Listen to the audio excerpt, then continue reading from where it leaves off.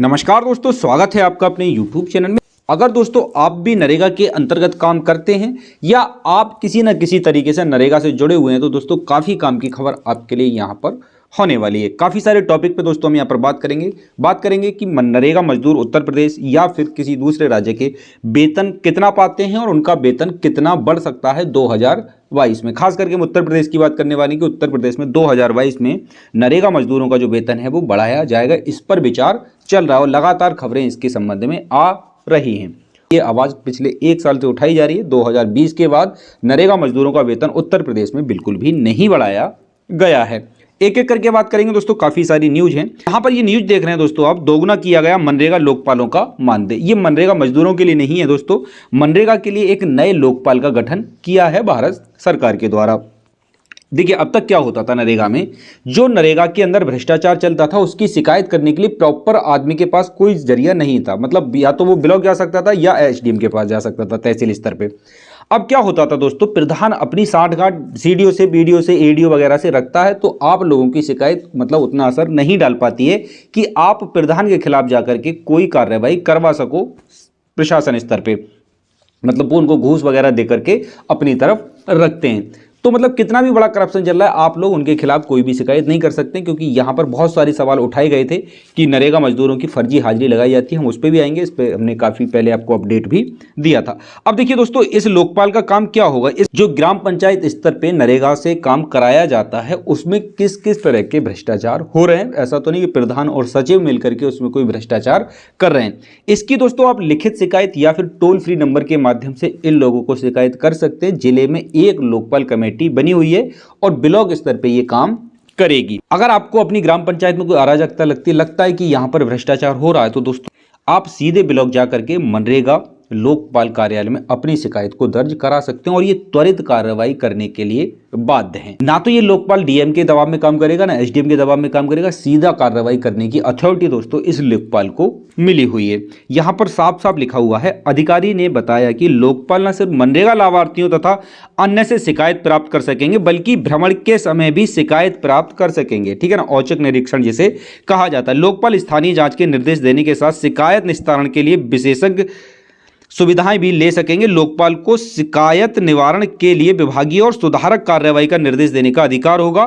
लोकपाल शिकायत की प्राप्ति के 30 दिन में निर्णय देना। जिस अधिकारी या कर्मचारी के खिलाफ शिकायत की गई है, यदि वह मांगने पर तय समय में अभिलेख उपलब्ध नहीं कराता है तो लोकपाल स्वविवेक से निर्णय ले सकेंगे। केंद्र के निर्देश के अनुपालन की जिम्मेदारी जिला स्तर पर डीएम व सीडीओ की होगी। प्रदेश सरकार ने कई जिलों में मनरेगा लोकपालों की नियुक्ति भी कर दी है। तो इतनी बात आपको समझ में आएगी। सरकार ने दोस्तों डिजिटल करने के लिए मनरेगा को, भ्रष्टाचार को रोकने के लिए, मनरेगा में हो रहे भ्रष्टाचार को रोकने के लिए अभी भारत सरकार ने दोस्तों एक ठोस कदम उठाया था, जिसमें बताया गया था मनरेगा मजदूरों की हाजिरी जो रजिस्टर पे ऑफलाइन लगाता है रोजगार सेवक गांव के या ग्राम पंचायत के अंदर, अब दोस्तों वो रजिस्टर के माध्यम से नहीं लगाई जाएगी, उसको एक एप्लीकेशन के माध्यम से लगाया जाएगा और जितने मजदूर काम कर रहे हैं उनके फोटो खींच करके वेबसाइट पे अपलोड करने होंगे। ठीक है ना, जिसका निरीक्षण ये लोकपाल समिति करेगी। अब यहां पर आप अच्छे से समझ सकते हैं दोस्तों, एक एक करके इस न्यूज को चाहें तो आप पढ़ सकते हैं। यहां पर एक ऐप भी बनवाया गया है भारत सरकार के द्वारा। जब आप इस न्यूज को पूरा पढ़ेंगे दोस्तों तो आप समझ पाएंगे कि ये ऐप किस तरीके से काम करने वाला है। ग्रामीण विकास विभाग ने national mobile monitoring software app launch किया है। इसकी शॉर्ट में इसको NMMS भी कहा जाता है। पंचायत प्रतिनिधि से मोबाइल में डाउनलोड करेंगे, पंचायत प्रतिनिधि अर्थात प्रधान, वे इस ऐप के माध्यम से मनरेगा मजदूरों की हाजिरी लगाएंगे। संबंधित वार्ड सदस्यों को पहले पंचायत से संबंधित ग्राम रोजगार सेवक इसका प्रशिक्षण देंगे। इसके लिए सूबे के सभी वार्ड सदस्यों को पहले NMMS ऐप पर रजिस्टर्ड करना होगा। रजिस्टर्ड होने के बाद ही वे ऐप के माध्यम से मजदूरों की हाजिरी लगा पाएंगे। मनरेगा मजदूरों के वर्क साइट सहित फोटो ऐप पर दिन में 2 बार अपलोड करने होंगे।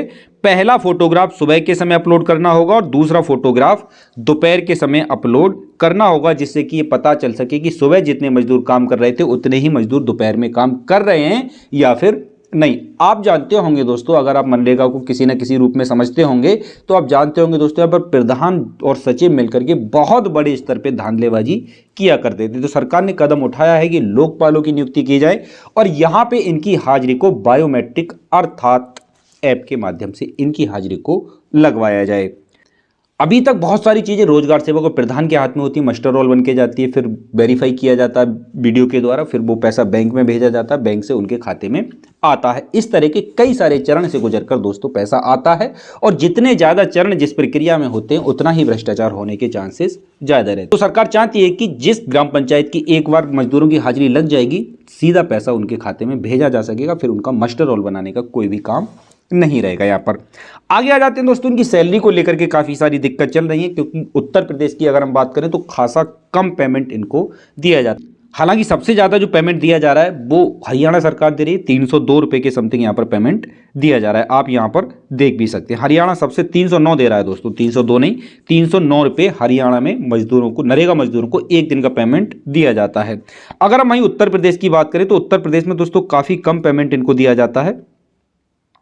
उत्तर प्रदेश में मात्र दोस्तों 201 रुपये एक नरेगा मजदूर को एक दिन की दिहाड़ी दी जाती है। अब पेमेंट बढ़ाने का जो काम होता है दोस्तों वो राज्यवार होता है, यानी कि राज्य सरकारों का होता है, ये सेंट्रल गवर्नमेंट का नहीं होता। अगर सेंट्रल गवर्नमेंट का ये काम होता तो प्रत्येक राज्य में प्रत्येक नरेगा मजदूर की जो दिहाड़ी है वो सेम होती। तो यहाँ पे अलग अलग राज्य के हिसाब से, है ना, और उसकी जो राज्य कितना विकसित है उसे उसके हिसाब से सैलरी दी जाती है। अब देखिए दोस्तों, यहाँ पर 2020 में ये उत्तर प्रदेश सरकार ने 201 रुपये किए थे इनके बढ़ा करके, ठीक है ना। ये बजट उत्तर प्रदेश सरकार को, केंद्र सरकार को प्रस्ताव भेजना होता है और वो इस पर विचार करती है। 2021 के बजट में भी दोस्तों इनका पेमेंट नहीं बढ़ाया गया, तो 2022 के बजट में 100% उम्मीद है दोस्तों कि इनका पेमेंट बढ़ा करके 235 रुपये किया जा सकता है। हालांकि 235 का विचार काफ़ी बार लोगों ने रखा है और काफ़ी सुनने में भी आया था कि 235 रुपये हो गया, लेकिन अभी 235 रुपये दोस्तों इनको नहीं दिए जा रहे हैं। तो इसमें आपको 34 से 35 रुपये बढ़ के मिलना शुरू होंगे बजट सत्र 2022 का जो उत्तर प्रदेश का आएगा उसमें, यहाँ पर ये देखने को मिल जाएगा। उत्तर प्रदेश के अलावा दोस्तों और राज्यों में सरकार के विवेक पे डिपेंड करता है कि कब वो उनका पेमेंट बढ़ाते हैं, क्योंकि जिस हिसाब से देश में महंगाई बढ़ रही है उस हिसाब से दोस्तों इनका पेमेंट एक दिन का काफ़ी कम होता है, क्योंकि इनको 100 दिन का ही रोजगार दिया जाता है 365 दिनों में। ये वाली बात आप अच्छे से जानते होंगे। तो 2 से 3 चीज़ें आपको अच्छे से क्लियर हो गई होंगी। अगर आप उत्तर प्रदेश के निवासी हैं या फिर किसी भी राज्य के निवासी हैं तो आपका पेमेंट दोस्तों साल, 2 साल, 3 साल के अंदर ये थोड़ा थोड़ा करके बढ़ाया जाता है। लोकपाल का दोस्तों चयन किया गया है यहाँ पर, ये हर राज्य के लिए है, मतलब सिर्फ उत्तर प्रदेश के लिए ही नहीं है, हर राज्य के लिए लोकपाल तैनात किए गए हैं। और मॉनिटरिंग सिस्टम जो किया जा रहा है ये भी दोस्तों हर राज्य में किया जाएगा। आशा करते हैं दोस्तों इस वीडियो के माध्यम से आपको काफ़ी कुछ समझ में आया होगा। मनरेगा में हो रहे भ्रष्टाचार को लेकर के आप शिकायत किससे करें, कहाँ करें, कैसे करना चाहते हैं, तो दोस्तों अगर आप इस टॉपिक पे वीडियो चाहते हैं तो आप हमें कमेंट्स करके बता दें, हम इस संबंध में भी वीडियो आपको बना के समझा देंगे। तो मिलेंगे दोस्तों आप लोगों से नेक्स्ट वीडियो में। अगर चैनल पर नए हैं तो सब्सक्राइब करके आप हमारे साथ जुड़ सकते हैं। नेक्स्ट अपडेट में आपसे मुलाकात होगी, तब तक के लिए जय हिंद, जय भारत।